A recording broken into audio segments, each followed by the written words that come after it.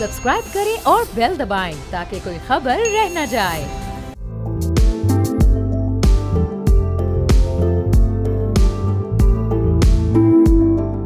अस्सलाम वालेकुम, मैं अरबाब जहांगीर। आप देख रहे हैं प्रोग्राम व्यापार। एक वक्त तक रोशनियों का शहर कहलाने वाले कराची में के इलेक्ट्रिक की बद इंतज़ामी की वजह से इस वक्त बहुत सारे इलाकों में एलानिया और गैर एलानिया लोड शेडिंग मामूल बन चुकी है।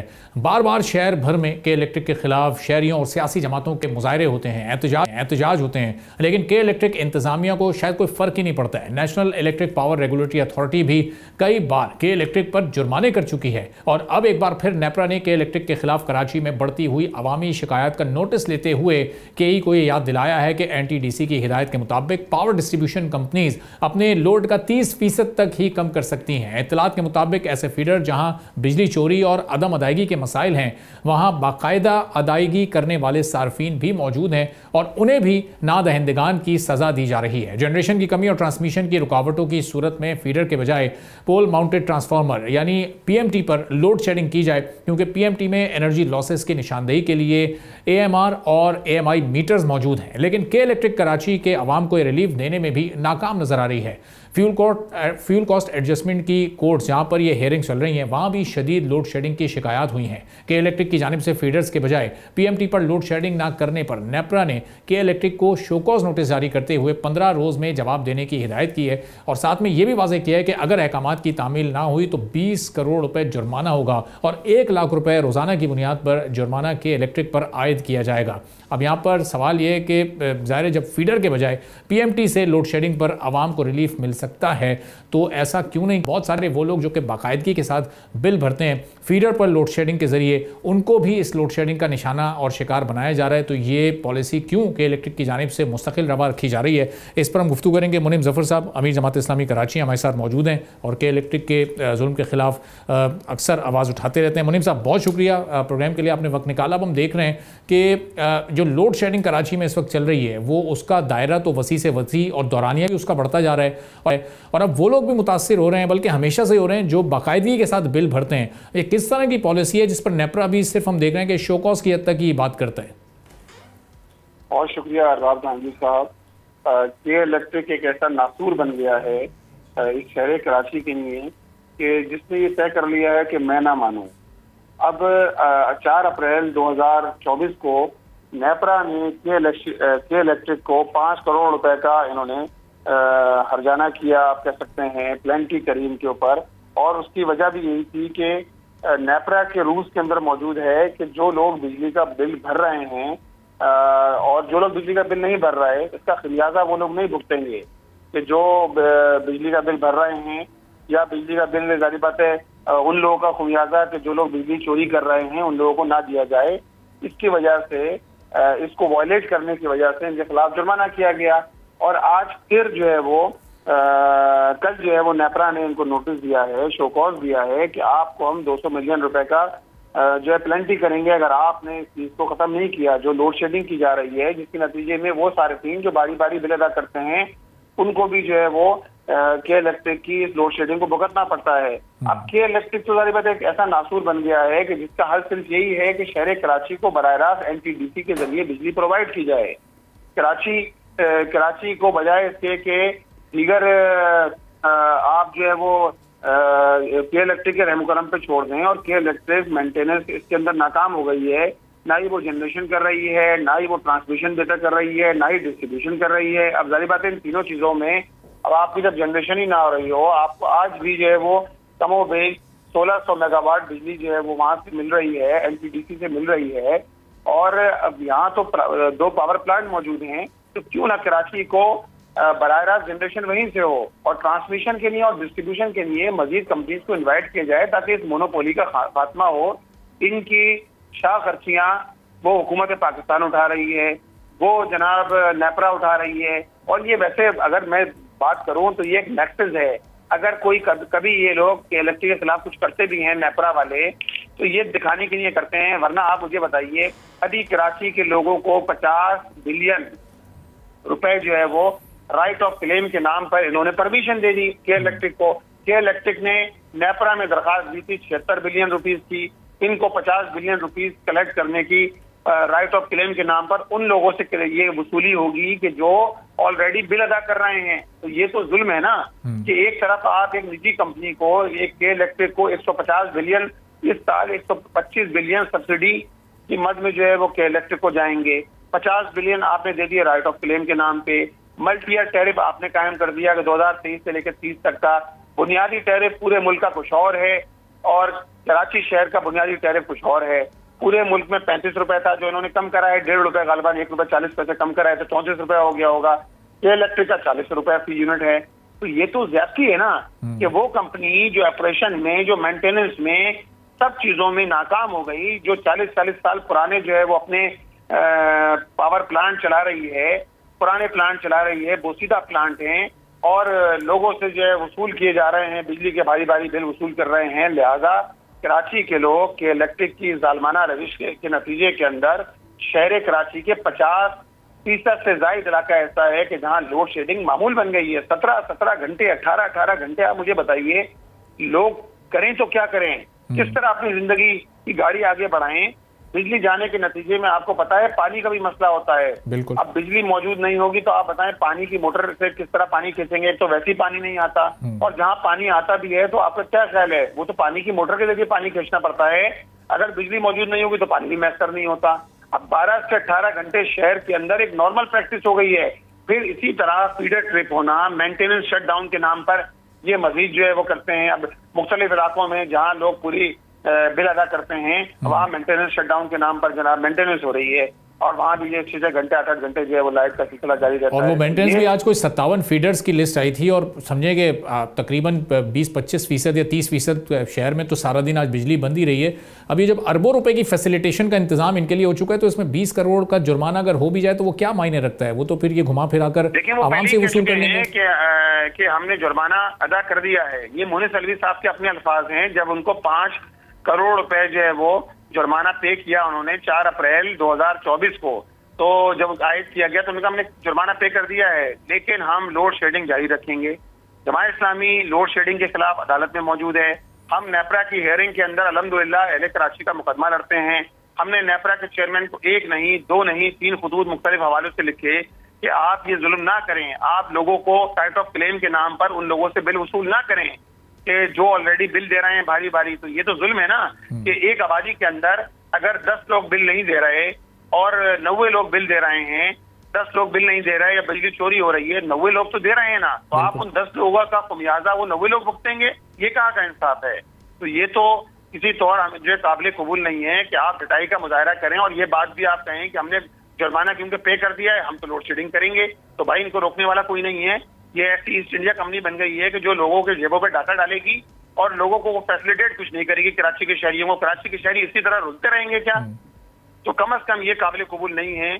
हम एफर्ट्स कर रहे हैं, हम अदालतों के अंदर मौजूद हैं, सड़कों पर हम एहतजाज कर रहे हैं, मुजाहरे कर रहे हैं, अपनी बात कर रहे हैं, लोगों को एजुकेट कर रहे हैं और इंशाअल्लाह ताला जमात इस्लामी अपना ये काम जारी रखेगी। तो मुनीम साहब आप लोग की तो ज़ाहिर एक मौसर आवाज़ है, कोर्ट्स में भी आप लोग हैं, सड़कों पर भी हैं, मीडिया पर भी आप आवाज़ उठाते हैं, लेकिन हम देखते हैं ये जो शदीद मौसम होता है गर्मी का, ये आता है, लोग इसी तरह एहतजाज करते हैं और फिर वो वक्त गुजरता जाता है, फिर थोड़ा बेहतर हो जाता है मौसम तो एहतजाज में और की शिद्दत में उसमें भी थोड़ी कमी आ जाती है, लेकिन बदल कुछ भी नहीं रहा है ना। जब बिजली आ रही होगी तो लोग एहतजाज नहीं करेंगे ना, लेकिन जब बिजली नहीं आ रही होती तो जाहिर बात है लोग शिद्दत तो उसी वक्त पैदा होगी। अच्छा, जब आ रही होती है तो वो महंगी, वो बड़ी महंगी आ रही होती है, उसमें कोई 8-9 किस्म के टैक्सेस भी लगे हुए हैं। देखें अरबाब भाई, लेकिन ये भी है ना कि आज तो लोग बात कर रहे हैं कि इलेक्ट्रिक के हवाले से, आज वो लोग भी बात कर रहे हैं कि जो सारी इस निष्कारी के अमल के अंदर खुद इन्वॉल्व रहे हैं, खुद निष्कारी के अमल में पेश रहे हैं, वो पॉलिटिकल पार्टीज, चाहे वो पीपल्स पार्टी हो या MQM हो, ये लोग तो सुनहरे ख्वाब दिखाए गए ना हमें। 2005 में निष्कारी करते हुए तो यही ख्वाब दिखाया गया था कि भाई हमारी जो है वो रातें रोशन हो जाएंगी, लोड शेडिंग का खात्मा हो जाएगा और सस्ते बिजली के बिल जो है वो महंगे बिजली के बिलों का खात्मा हो जाएगा। यही सुनहरे ख्वाब दिखाए गए थे। आज 20 साल गुजरने के बाद वो सारे ख्वाब ही रह गए हैं। लोग ख्वाब से बेदार हो गए हैं। अब पता चल रहा है, वरना इनके खिलाफ तो कोई बात भी नहीं करता था। इन्होंने तो पार्टीज को खरीदा हुआ था, लोगों को नौकरियों पे रखा हुआ था, जिसके नतीजे में लोग बात करने से भी इनकार कर देते थे कि भाई बात भी ना की जाए इनके खिलाफ। इसके नतीजे के अंदर हमारी नौकरियों पे लाले पड़ जाएंगे। आज अल्हम्दुलिल्लाह जमात इस्लामी की जद्दोजहद है, हमने मुस्तकिल बात की है, हम सड़कों पे रहे हैं, हमने तवील धरने दिए हैं कि इलेक्ट्रिक के हवाले से, जिसके नतीजे में मतलब हमने जो काम किया है आउट ऑफ बॉक्स आके हमने काम किया है। यही वजह है कि आज कम से कम पावर डिवीजन भी नोटिस लेने पर मजबूर है। नेपरा सारी मिली भगत के बावजूद एक अपने नेक्सस जो इनका है, एक शैतानी चक्कर है पूरा हुकूमत के नेपरा और इसका जो है वो शैतानी गठजोड़ है, उसके बावजूद भी हुकूमत के इलेक्ट्रिक के खिलाफ बात करने पर पावर डिवीजन भी और नेपरा भी मजबूर हुआ है। और वो इसलिए हुआ है कि आवाम का गुस्सा जो है वो दिन ब दिन बढ़ता जा रहा है। लोग सड़कों पे एहतजाज के लिए आते हैं, लोग टायर जलाते हैं। सारी बात लोग करें तो क्या करें परेशानी के आलम के अंदर। तो मुनीम साहब, अब ये इसमें कोई बेहतरी की उम्मीद है जब ये सियासी जमातें भी आहिस्ता आहिस्ता आप लोगों के मौक़िफ़ की तायद करती है, उन्हीं फुट स्टेप्स को फॉलो करती नज़र आ रही हैं? गो कि एक उनका माजी का एक ट्रैक रिकॉर्ड रहा है, अब पावर डिवीज़न या नेपरा भी आहिस्ता आहिस्ता आप लोगों की चीज़ों को संजीदगी से लेना शुरू है, लेकिन कोई अमली पॉजिटिविटी होते हम नहीं देख रहे हैं। कोई बहुत ऐसा कोई कदम इन इदारों की जानिब से जो आवाम के हक़ में हो या आवाम को रिलीफ फराहम कर सके? देखिए, इन इदारों की तरफ से नहीं हो रहा है, लेकिन आफ्टर ऑल देखिए ये इदारे तो आपको ही पता है रबाब भाई कि IPPs के हवाले से जब हम बात कर रहे थे, पिछले साल ही की बात है ना, तो लोगों को नहीं पता था कि इंडिपेंडेंट पावर प्रोड्यूसर क्या हैं। लोग यहाँ तक कि हुकूमत गुजरा ये कह रहे थे, वफाकी वजीर तवानाई ने ये बात की कि IPPs के हवाले से तो बात भी नहीं हो सकती। इनसे बात करने का नतीजा ये है कि हमारे बैरूनी दोस्त नाराज हो जाएंगे। तो पता ही चला कि 80% IPPs तो पाकिस्तान के लोगों की हैं, 52% सरकारी हैं, 28% वो हैं जो पाकिस्तान के मुख्तलिफ लोग हैं जिन्होंने IPPs जो है वो IPPs बनाई हुई हैं, उनकी हैं। तो 80% तो यही हो गई। तो पता ही चला कि बैरून मुल्क के लोगों की तो 20% ही हैं। तो बात यह है कि हमारे यहाँ भी लोग जागते जागते टाइम लगाते हैं, लेकिन अल्लाह का शुक्र है कि हमने जो एफर्ट्स करी हैं उसके नतीजे में आप देखें कि बहुत से मसाइल हल हुए हैं, चाहे वो छोटे छोटे मसाइल क्यों ना हो। ये टॉक ऑफ द टाउन बन गया है कि इलेक्ट्रिक। इसी तरह देखें ना, एम्प्लॉयज के नाम पर ये 15 पैसे की यूनिट लेते थे एम्प्लॉयज के नाम पर। जब इन्होंने 2005 में निष्कारी के बाद एम्प्लॉयज को फारिग करना शुरू किया, बैक वक्त 8000 एम्प्लॉयज को उन्होंने फारिग किया और उसके बावजूद उन एम्प्लॉयज के नाम पे 5-6 साल तक पैसे लेते रहे। ये तो जमात इस्लामी की एफर्ट्स थी कि हमने कहा कि भाई ये जुल्म मत करो, तुमने एम्प्लॉयज को निकाल भी दिया और उसके बावजूद तुम लोगों से पिछले 5-6 सालों से पैसे ले रहे हो, जिसके नतीजे में ये बंद हुआ। ये मीटर रेंट के नाम पर बिलों के अंदर लेते थे, यानी आप पहले मीटर के पैसे भी ले लें और उसके बाद मीटर रेंट के नाम पे पैसे लेते रहे बिलों के अंदर। ये अल्हम्दुलिल्लाह जमात इस्लामी की जद्दोजहद थी, जिसके नतीजे में ये मीटर रेंट का सिलसिला खत्म हुआ। इसके नतीजे के अंदर एम्प्लॉयज के नाम पर जो पैसे लेते थे उसका सिलसिला खत्म हुआ। और हमें इस बात का पूरा यकीन है इंशाअल्लाह ताला कि जो जद्दोजहद हमने शुरू की है इंशाअल्लाह ताला ये कामयाबी से हमकनार होगी। जमात इस्लामी के पीछे कल जमात इस्लामी बात कर रही थी, कोई नहीं था। आज अगर लोग बात कर रहे हैं तो उसकी वजह यही है कि जमात इस्लामी के एफर्ट्स के नतीजे के अंदर लोग बेदार हुए हैं, लोगों को शऊर हासिल हुआ है। और हम अल्लाह की ज़ात से उम्मीद रखते हैं कि इंशाअल्लाह ताला ये मसला भी हल होगा, इस जुल्म का खात्मा होगा। और आने वाले वक्तों में देखिए हम ये बात कहते हैं कि इलेक्ट्रिक का फॉरेंसिक ऑडिट होना चाहिए, कि इलेक्ट्रिक से जो जनरेशन का मामला है वो डायरेक्ट होना चाहिए, NTDC से होना चाहिए। कराची के शहरियों को बराह रास्त वहां से बिजली मिले।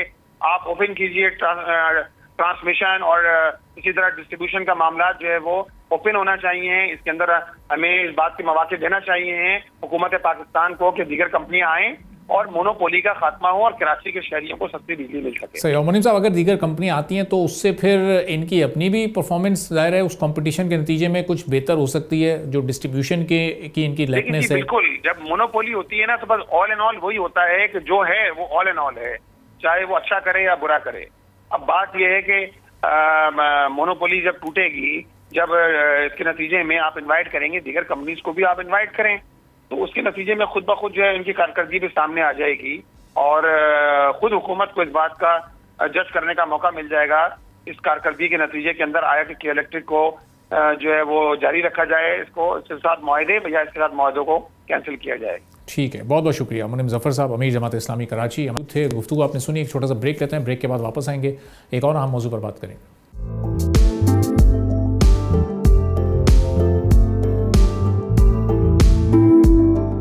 एक बार फिर आपको प्रोग्राम में खुशामदीद कहेंगे। ईरान और इसराइल में जंग बंदी के बाद आलमी मंडी में खाम तेल की कीमतों में भी कमी आने लगी है। ईरान इसराइल जंग की वजह से 3% बढ़ने वाली आलमी कीमत अब गिर चुकी है और अमरीकी खाम तेल WTI $65 फी बैरल में फ़रोख्त हो रहा है। इसी तरह बरतानवी खाम तेल ब्रेंट ऑयल $67.82 फी बैरल पर फ़रोख्त होता नज़र आ रहा है।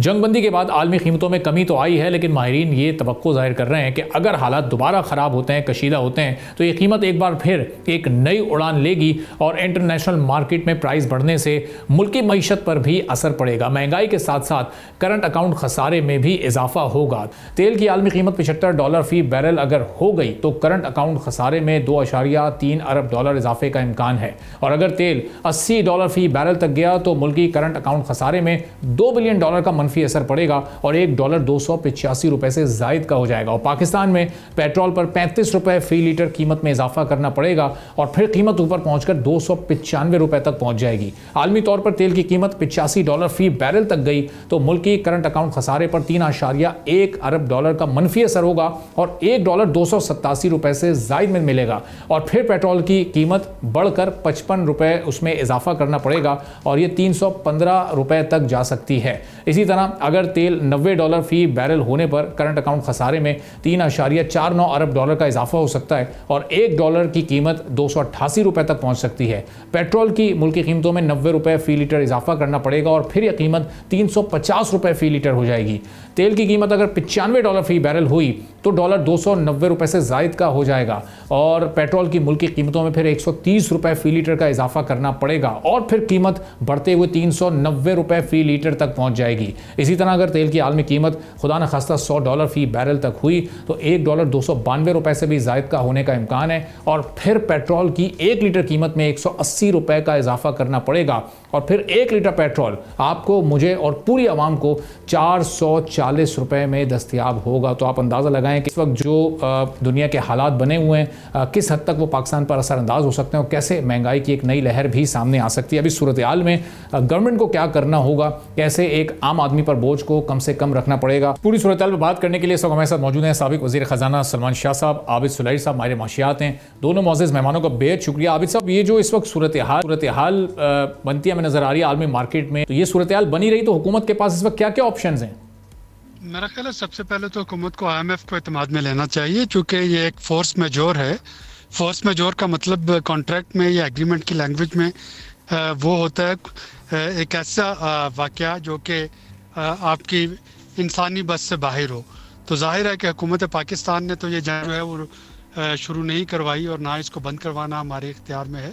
तो इसको फोर्स मेजोर के तौर पे लेते हुए हमें थोड़ी देर के लिए वो जो पेट्रोलियम लेवी जो है उसको पास करने से थोड़ा सा गुरेज करना पड़ेगा, क्योंकि तकरीबन $1 ट्रिलियन से ज़्यादा का इस वक्त रेवेन्यू है जो कि हुकूमत ने पेट्रोलियम डेवलपमेंट लेवी की शक्ल में इकट्ठा करना है। मज़ीद हालात ख़राब होते हैं, सप्लाईज जो है उसमें इंटरप्शन आती है और ये मज़ीद इसमें इजाफा होता है। तो हुकूमत के लिए पोलिटिकली पॉसिबल नहीं होगा कि वो ₹70, ₹80 या ₹100 पेट्रोलियम लेवी और 2.5% उस पर कार्बन टैक्स जो है वो इकट्ठा कर सके। तो इसमें बेहतर इस वक्त यही होना चाहिए और IMF के साथ बात करते हुए ये थोड़ा सी कंसेशन जो है वो IMF से हासिल कीजिए। ठीक है, अब ये भी बड़ा अहम सवाल है कि ये कंसेशन IMF से मिलेगा हमारी हुकूमत को या नहीं। तो सलमान साहब, ये कार्बन लेवी लगा दी गई, डेवलपमेंट लेवी पहले ही बहुत हाई है, इसको मज़ीद हाई करने की बातें हो रही थी, तो ये अब जो हमारे टैक्स टारगेट्स हैं इस लेवीज़ की मद में, ये तो बड़े मुतासिर हो सकते हैं जो इस वक्त दुनिया में सूरत हाल बनी हुई है। कैसे मीट करेंगे, और अगर ये मीट नहीं होते तो फिर IMF के पास जाने का हमारे पास क्या जवाब होगा, उनको कैसे मुतमईन करेंगे? देखिए, एक चीज़ तो ये है कि पाकिस्तान की इकॉनमी जो है ये बहुत एक किस्म की नाइफ एज पे है और एक्सटर्नली किसी भी शॉक को वो बर्दाश्त नहीं कर सकती। और पर्टिकुलरली ये हमारे साथ कई बार हो चुका है कि जब भी कभी स्टेबिलिटी थोड़ी बहुत आती है तो तेल की कीमतें, आलमी कीमतें एकदम ऊपर जाती हैं और फिर पाकिस्तान का वो मसला बैलेंस ऑफ पेमेंट क्राइसिस एक किस्म का शुरू हो जाता है। सो आई थिंक कि अगर तेल की कीमतें अगर ऊपर जाएंगी तो पाकिस्तान का मसला रेवेन्यू का मसला नहीं रहेगा, पाकिस्तान का मसला नंबर 1 बैलेंस ऑफ पेमेंट का मसला बनेगा, क्योंकि ये फिर हमें ज़्यादा डॉलर्स देने पड़ेंगे वही इंपोर्ट करने पे। और मेरे ख्याल में तो हमें इंपोर्ट को कम करने की ज़रूरत होगी, जिसका मतलब ये है कि पेट्रोलियम लेवी जैसे आबिद ने कहा, मेरे ख्याल में आपको बढ़ानी पड़ेगी ताकि उसकी और कम वो यूसेज इंपोर्टेड तेल की और आपको लोकल जो एनर्जी सोर्सेज हैं उसको ज़्यादा उजागर करना पड़ेगा। इसलिए एक बहुत बड़ी ज़रूरत ये है कि सोलराइजेशन के प्रोसेस को, जिसको एनर्जी के जो पावर मिनिस्ट्री है वो भी रोकने की कोशिश कर रही है और बाकी हुकूमती अदारे भी सोलराइजेशन पे रुकावट बन रहे हैं। तो ये हम जितनी जल्दी सोलराइजेशन कर लेंगे, जितनी जल्दी हम इम्पोर्टेड एनर्जी पे इंहिसार ख़त्म करेंगे, और उतनी ही जल्दी आपकी इकॉनमी जो है कोई बेहतर लाइन पे चलेगी। और जो हमने ग्रीन एनर्जी के वादे किए हैं IMF से, तो ये हमें बड़े भरपूर तरीके से ग्रीन एनर्जी की तरफ जाना चाहिए। और ये ऑलरेडी हमने बहुत देर कर दी इस चीज़ में, क्योंकि पाकिस्तान का ये ट्रैक रिकॉर्ड है कि हम IMF पे जो टैक्सेस वगैरह होते हैं वो तो हम लगा देते हैं, लेकिन जो इकोनॉमिक रिफॉर्म्स करनी होती हैं, बिजली की रिफॉर्म्स, एनर्जी की रिफॉर्म्स, ब्यूरोक्रेसी की रिफॉर्म्स, हुकूमत के एक्सपेंडिचर्स को कम करने की रिफॉर्म, ये काम हम नहीं करते। और फिर एक इवेंट से दूसरे इवेंट तक जब जाते हैं और दोबारा से उसी मसले में फंसते हैं, तो ये I think once and for all आप इम्पोर्टेड एनर्जी को सब्स्टिट्यूट करना बहुत ज़रूरी है लोकल एनर्जी से, और जितनी जल्दी आप कर सकेंगे वो बेहतर होगा। And in the main time जो इम्पोर्ट्स हैं बिजली, ये जो तेल की इम्पोर्टेड तेल है, मेरे ख्याल में इसको आपको इसके यूजेज को कम करने के लिए इसके ऊपर और टैक्सेशन करने की जरूरत होगी। ठीक है, लेकिन सलमान साहब जितने भी जो सॉल्यूशंस हैं इसके वो सारे बड़े लॉन्ग टर्म हैं, लेकिन जो इसके इफेक्ट्स हैं वो बड़े शॉर्ट टर्म हैं। यानी जैसे ही आलमी मार्केट में तेल की कीमत बढ़ेगी, एक आम आदमी तक वो एक महंगाई का प्रेशर महसूस होना शुरू हो जाएगा। तो ये इसको अब रोका कैसे जा सकेगा? फौरी तौर पर तो बहुत ज़्यादा इंपोर्ट पर नहीं कमी की जा सकती, कट लगाया जा सकता, क्योंकि पेट्रोल या एडिबल ऑयल जो है वो तो इस्तेमाल होना ही होना है। नहीं, देखे ना, हम ऑलरेडी लोड शेडिंग में गए हुए हैं। रोजाना आपका बिजली कम से कम 4-5 दफ़ा दिन में बिजली जाती है, एटलीस्ट जहाँ पे मैं रह रहा हूँ। तो उससे तो मुझे यही नज़र आता है कि बिजली का जो निज़ाम है, एक तो वो बहुत ज़्यादा महंगा है, दूसरा वो बहुत ज़्यादा अनरिलायबल है। तो अगर ये तेल की कीमत और महंगी होगी और उससे जो बिजली बनती है वो और महंगी होगी, तो हो सकता है पाकिस्तान की एनर्जी बनाने वाले अदारे सोचें कि नहीं, हम लोड शेडिंग कर देते हैं, ज़्यादा नहीं इंपोर्ट करते, और उससे बैलेंस ऑफ पेमेंट पे ज़रा कम बोझ पड़ेगा। लेकिन महंगाई को आप नहीं रोक सकेंगे। महंगाई तो वो अल्टीमेटली अवाम के ऊपर उसने गिरनी है। और अभी जो आपने सर्कुलर डेट की जो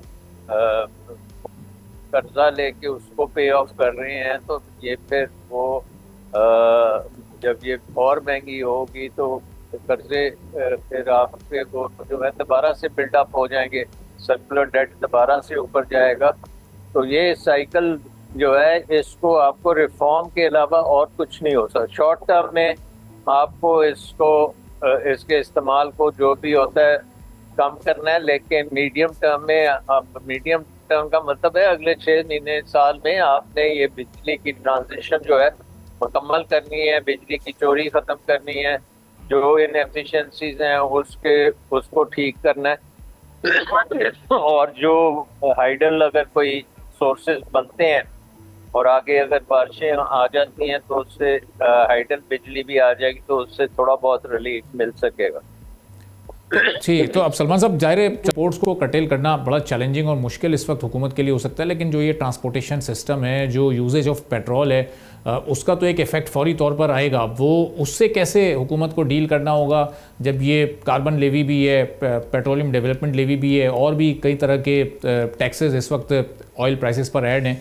तो अब अगर इनको माइनस किया जाता है तो फिर आपके रेवेन्यू के चैलेंजेस खुलकर सामने आ सकते हैं। इनको आप साथ लेकर चलते हैं तो फिर महंगाई को कैसे रोकेंगे? वो जो मैक्रो इंडिकेटर्स सारे अंडर कंट्रोल थे वो अब डिस्टर्ब होते हुए आपको दिखाई दे रहे हैं? नहीं, देखिए, महंगाई डेफिनेटली ऊपर जाएगी, और उसका तोड़ जो है वो ये नहीं है कि IMF का रिलैक्स कर दिए जाए सिस्टम, और जो उन्होंने टारगेट्स आपको दिए हुए हैं उसमें कमी की जाए। देखिए, प्राइमरी सरप्लस जो उन्होंने दिया है वो सबसे इम्पोर्टेंट है, तो वो तो आपको मेंटेन करना पड़ेगा, जिसका मतलब ये है कि आपको रेवेन्यूज पूरे करने पड़ेंगे। अखराजात अगर अपने आप बाकी अखराजात कुछ कम कर सकते हैं तो वो अच्छी बात होगी कि जो हम इस वक्त बजट में इजाफी 2000 अरब कलेक्ट करना है उसमें कोई डेंट डालते हैं तो फिर आपका ये प्राइवेट सेक्टर इतना इफेक्ट नहीं होगा। अगर हम ये अपने अखराजात कम नहीं करेंगे तो बोझ तो सारा वहाँ पे ही गिरना है ना, वन वे और दी अदर। तो बेसिकली ये सारी इमारत जो है वहाँ के कंधों पे खड़ी है ना, तो उसके ऊपर ये सारा बोझ भी आना है। अगर वो इमारत का बोझ अगर आप कम करेंगे तो फिर आवाम को थोड़ा सा उसमें रिलीफ मिलेगा। सही। तो सलमान साहब ये बोझ अब फौरी तौर पर कैसे कम होगा, क्योंकि अभी बजट अनाउंस हुआ है और जाहिर है वो एक अलग कॉन्टेक्स्ट में हुआ, उसके बाद में आप बातचीत कर रहे हैं, अभी तो बजट पास भी नहीं हुआ, तो बजट में आप कट कर सकते हैं ना, फौरी तौर पे आप कट कर सकते हैं। आप कुछ इमरजेंसी के तौर पे अगर फाइनेंस मिनिस्टर ने बात की थी, 2-3 बातें उन्होंने की थी और एक ये था कि उन्होंने मिनिस्ट्रीज को मर्ज किया था, लेकिन उसका इम्पैक्ट बजट में दिखाया नहीं। तो अगर हम वो जो कोई ऐसा काम कर सकते हैं जल्दी में जिसमें मर्जर्स भी हों, जिसमें साइज हुकूमत का काम हो, मिनिस्ट्रीज कुछ कम हो, हुकूमती जो खर्चे हैं वो कम हो, डेवलपमेंट प्रोग्राम को जरा कम करें, तो फिर आपका ये बजट जो है इसमें टैक्स की इतनी ज्यादा जरूरत नहीं होगी, टैक्स को फिर आप काबू में ला सकते हैं, हो सकता है आप रिलीफ भी दे सकते हैं, लेकिन ये बिजनेस एज यूजुअल आप नहीं कर सकते। ठीक है, चलें, बहुत बहुत शुक्रिया सलमान शाह साहब, साबिक वज़ीर ख़जाना हमारे साथ मौजूद। आपने सुनी है बड़े चैलेंजेस इस वक्त हुकूमत को दरपेश हैं, कैसे इन चैलेंजेस के साथ डील करना है आने वाले वक्त में बेहतर अंदाज़ा हो सकेगा। एक ब्रेक लेते हैं, ब्रेक के बाद वापस आएंगे, एक और अहम मौजू पर बात करेंगे।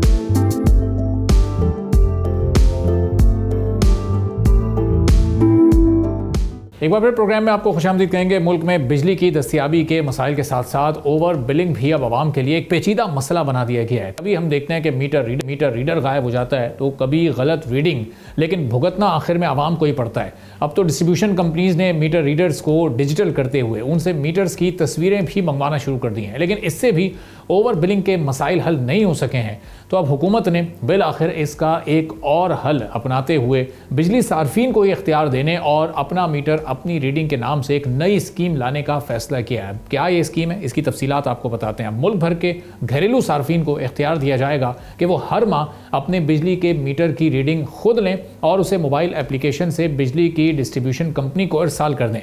पावर इंफॉर्मेशन टेक्नोलॉजी कंपनी की मोबाइल ऐप एंड्रॉयड फ़ोन पर भी इस्तेमाल होगी और इस ऐप को ऐसे तैयार किया गया है कि तमाम सार्फिन इसे बआसानी इस्तेमाल कर सकेंगे। सार्फिन अपने मोबाइल पर एप्लीकेशन से मीटर रीडिंग अपडेट कर सकेंगे और सारिफ को हर माह की मखसूस तारीखों में अपने मीटर की वाज़ेह तस्वीर लेना होगी जिसमें रीडिंग साफ दिखाई दे रही हो और इसे मोबाइल ऐप पर अपलोड करना होगा।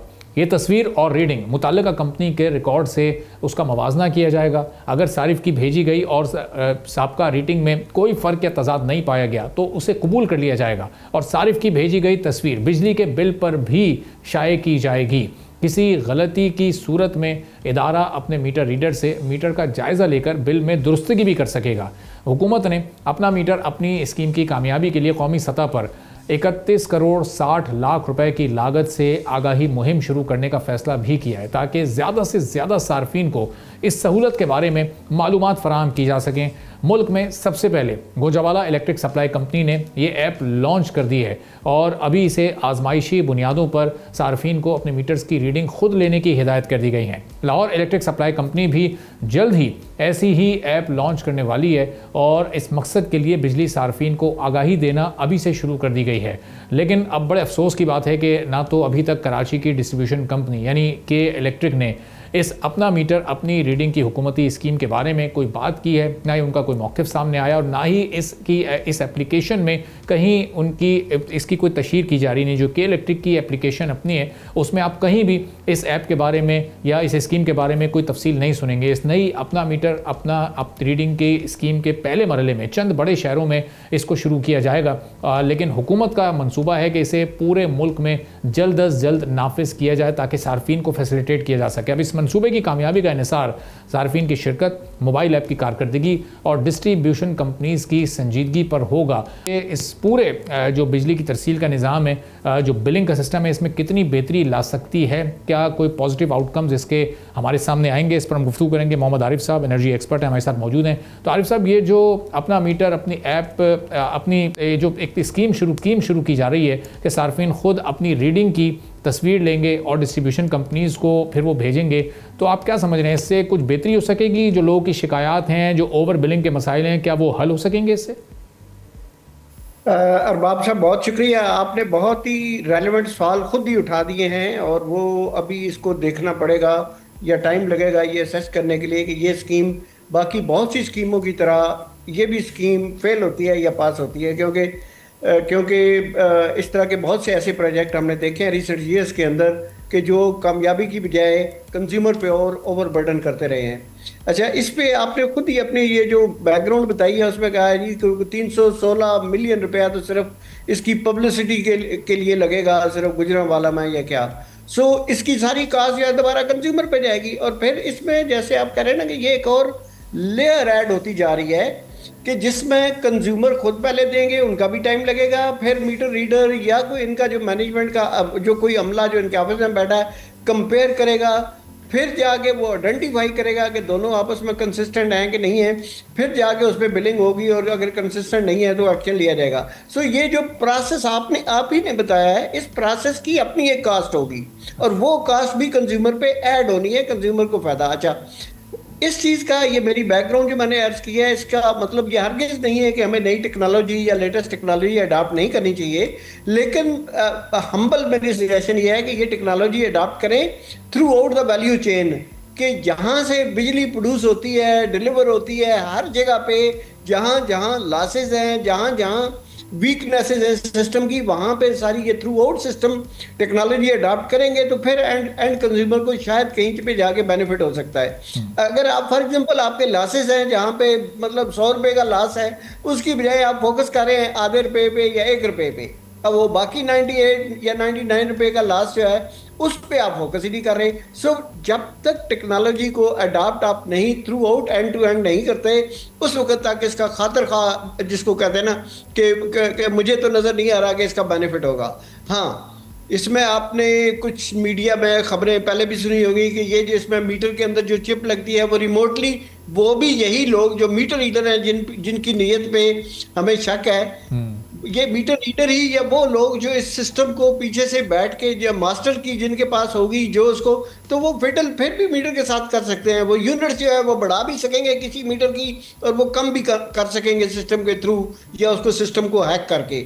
सो जब तक ये एंड टू एंड कितनी यूनिट प्रोड्यूस हुई, कितनी सेल हुई, कितने लॉसेज हुए और क्यों लॉसेज हुए, और जहाँ पे ज़्यादा लॉसेज हैं जब तक उनको कंट्रोल नहीं किया जा सकता या सिस्टम को इम्प्लीमेंट नहीं किया जा सकता, मेरे ख्याल में आवाम पे एडिशनल कास्ट के अलावा इसका कोई फ़ायदा नहीं होगा। सिर्फ इस हद तक कि जी मीटर रीडर जो है या मीटर रीडिंग वो, अच्छा इवन अभी भी जो किया हुआ है, देखिए मेरा बड़ा सिंपल सवाल ये है कि से फॉर एग्जांपल अगर आप ये टेक्नोलॉजी पे ऑटोमेटिक ऐप के थ्रू अगर बिलिंग शुरू हो जाएगी तो क्या उसका कोई कास्ट सेविंग होगी या नहीं होगी, और अगर सेविंग होगी तो क्या उसमें पर यूनिट एक पैसे का भी कोई रिडक्शन आएगी या नहीं आएगी।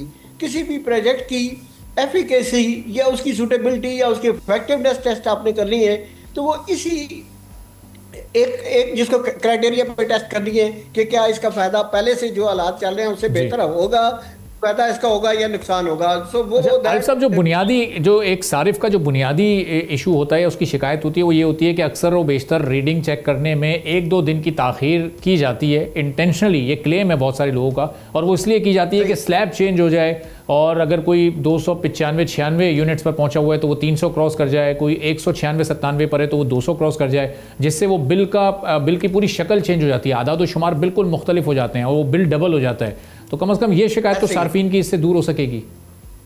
ये डिपेंड करता है, बिल्कुल ये सही बात है, ये हो सकती है दूर, लेकिन लोगों की नीयतों के अंदर या दिमागों के अंदर चिप्स लगाने की जरूरत है। जो भी इसके मैनेजर हैं, जब तक वो एक ऑनेस्टी चिप नहीं लगती, लोगों की नीयतें ठीक नहीं होती, उस वक्त तक मैं नहीं समझता, मैं बहुत पैसे मिस्टेक हूँ इस मामले में, क्योंकि जब तक आपकी ऑनेस्टी नहीं सिस्टम के अंदर आती और वो ऑनेस्टी टॉप टू बॉटम आपको आनी है जब तक वो नहीं आती कंज्यूमर्स को कोई फायदा नहीं होना। ये नए से नए लैकूना निकाल लेंगे, वो जिन्होंने चोरी करनी है वो भी, कंज्यूमर भी चोरी करते हैं, ये मैं ये नहीं कह रहा, जिन्होंने चोरी करनी है वो कंज्यूमर हों या उसके मैनेजर हों, वो कर ही लेंगे। वो उनके पास बड़े बड़े जिसको कहते हैं ना क्रिएटिविटी होती है और बड़े ऑप्शंस होते हैं करने के लिए। सो अगर तो नीयत ठीक है, टॉप से बॉटम इसको बेहतर करना है तो फिर जरूर इसको इम्प्लीमेंट करें और through out the system implement करें, सिर्फ मीटर रीडिंग पे नहीं।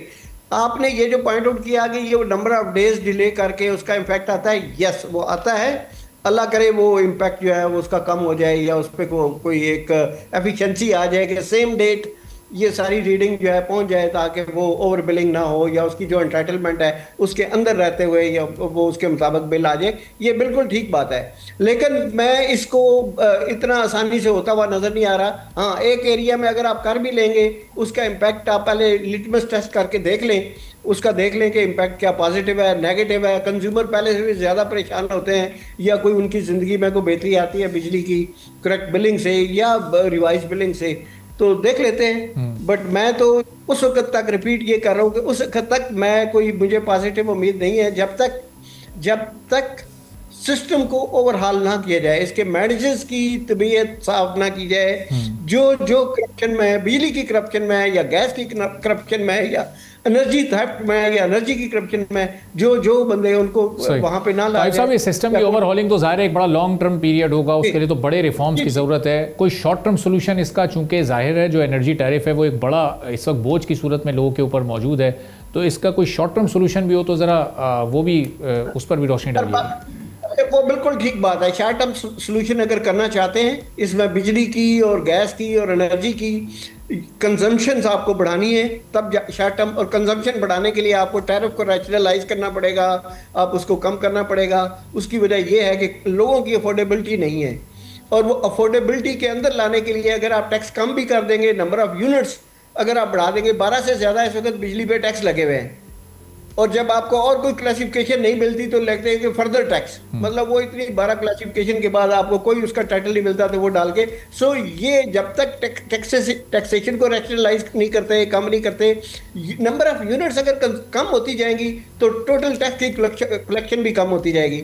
So number of unit government को बढ़ानी चाहिए, अगर टैक्स ना भी बढ़े तब भी बढ़ानी चाहिए ताकि जीडीपी में उसका पॉजिटिव इम्पैक्ट आ सके। और ये बड़े एक दिन ओवरनाइट हो सकता है, अगर करना हो नियत हो तो ये हो सकता है। बहुत बहुत शुक्रिया। मोहम्मद आरिफ साहब, एनर्जी एक्सपर्ट, हमारे साथ मौजूद थे। आरिफ साहब की गुफ्तगू आपने सुनी। इसी के साथ नाज़रीन आज के प्रोग्राम से इजाज़त दीजिए। अल्लाह हाफ़िज़।